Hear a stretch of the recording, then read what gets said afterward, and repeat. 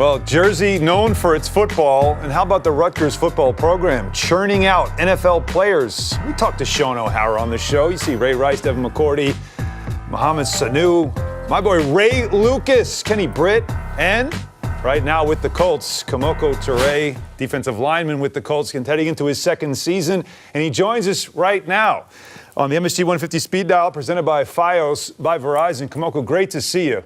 First question I have to ask you about is getting to Rutgers. There's a story behind it of how that happened, of being discovered. Can you tell it? Oh, yeah. I mean, I started off playing basketball. I was a basketball player. Then my sophomore year, a track coach came up to me, wanted me to run track, and he's trying to convince me. So long story short, so I started running track. And after a while, when I kept doing it my sophomore and junior year, going to my junior year, and I started to get looked at in track. So my district coach came up to me at the end of the season and was like, "Kemoko, you're very athletic. You should play football." And I was like, "Nah, I want to stick to football. I want to stick to basketball. It's going through my senior year. I gotta get a scholarship. I know I'm gonna get a scholarship. I got a gut feeling."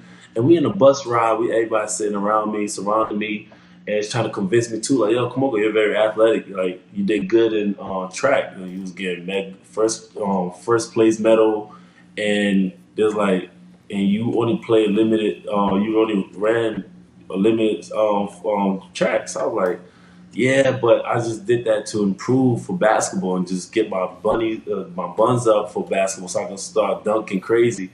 And he's like, "Kemoko, I'm telling you, if I'm going to take you to 3 camps, I guarantee you'll get a scholarship." And I just sat there like, that's impossible. And I was like, "Coach, like, I'm an anonymous kid, and who's going to offer me a scholarship? A kid that, never played, never touched it down to football, like, and never played at all." And he's like, "Kemoko, I'm telling you, somebody's going to pick you up. Like, you're very athletic. I promise you I'll get you there." And I didn't listen to him. As the bus ride going on, he's like, "You know what? Let's make a bet." He's like, "I'll pay your tuition in college if you play football." I was like, you want to lose your money, huh? So then we made a bet since then. And then he was trying to take me to Syracuse camp. I kind of opted out. And then I kind of made an excuse and said, "Oh, I got to babysit. I got to babysit my sister. I didn't really want to do it." And I kind of tried to back out with the deal. And he was okay with it the first time. And the second time, June 6th, it was a temple camp, and he was having no excuses. He came and knocked on my door, dun dun dun dun, and I'm looking through my window. I'm like, "Oh snap, he's right here." So he called me. He's like, "Where are you?" I said, I'm in bed. What's up?" He's like, I'm at your door." I'm like, "Oh snap, what am I gonna do? Can't make no excuses now." So he's like, "Come on." He said, "Your teammates waiting for you outside in the van. Let's go."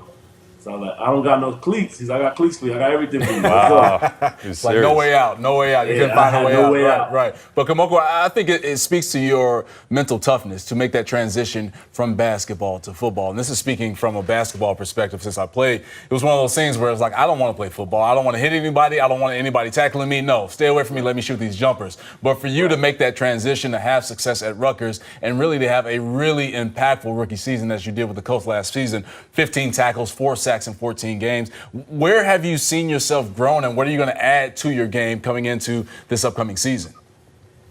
I mean, I just keep on growing, since I started football, at Rutgers. And I remember when I first started playing football at Rutgers, I didn't know the down distance. I didn't know tackle for loss. All I knew when I first started, all I knew was sack. And I knew every year I just kept improving. And due to a lot of coaches changing, I didn't really have the development at Rutgers because I had a lot of different coaches changing. It was like a lot of different coaches kept coming in and out.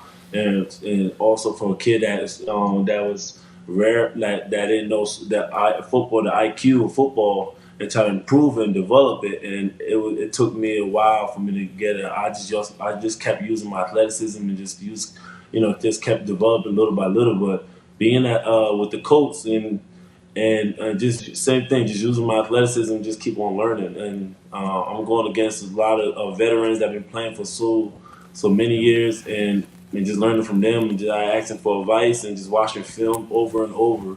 And that's what separates you from everybody else. And that's what I learned from a lot of vets, especially Justin Houston. I talked to him a lot. And Robin Mathis, and especially my position coach, all of them, I talked to them, they all said the same thing. You just got to be a pro and just keep watching film, just get taking care of yourself. And they all tell me every day the physical tool is there. You just, what separates you from everybody else is mental, the mental aspect, So that's how I try to improve.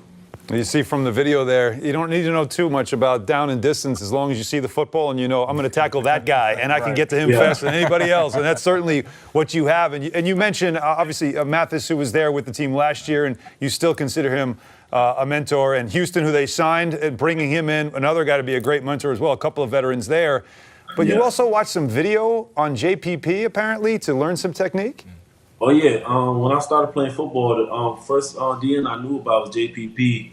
And Lawrence Taylor afterwards, but I started watching JPP and I started learning about his story. He only played he had a limited football background, and I started watching him each and every day and figure out how can I be the best pass rusher. And I didn't know a lot of football. I didn't have a lot of football IQ, but all I knew was, that being a pass rusher was very important. And that's what win games. And by me, went to a football camp and I was just doing a one-on-one, and Kyle Flood offered me a full scholarship in that one-day camp where it was 600 kids there. And it was just a blessing because I knew that being a pass rusher was very important.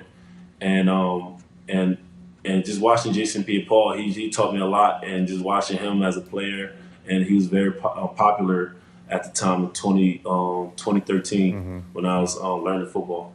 And you're always big on just making sure that you're giving back. So you returned back to New Jersey for your football clinic, man, and your camping.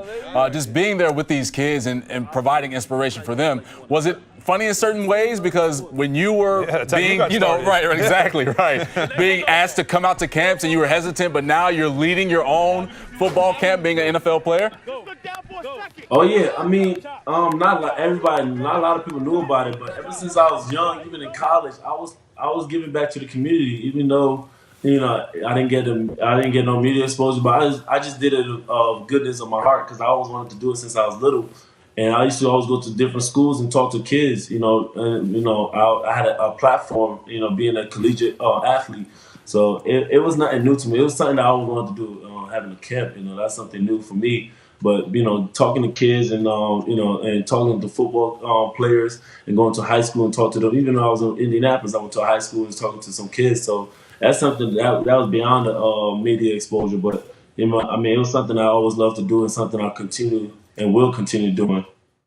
For more great videos from the MSG 150, check out right there. And remember, our show is on Monday through Thursday, 8 to 10:30 p.m. on MSG Network and MSG Go.